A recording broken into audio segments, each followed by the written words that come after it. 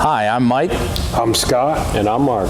We are your screen machine product support team, and here's another quick tip. Today's quick tip is going to be on the 622 TH.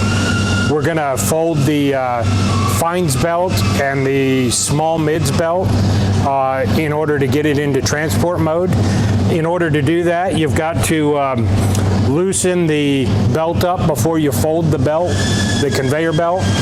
Otherwise, you can do damage to the belt because you'll pull it too tight. So in order to do that, your take-ups for the belt on the fines belt are going to be right here and right here. And you're going to want to turn those out about 30 turns in order to get that belt slack enough to fold over into transport mode. And I'll show you where the take-ups are on the small mids belt. It's going to be right here and right here. And you'll want to do these about 30 turns as well.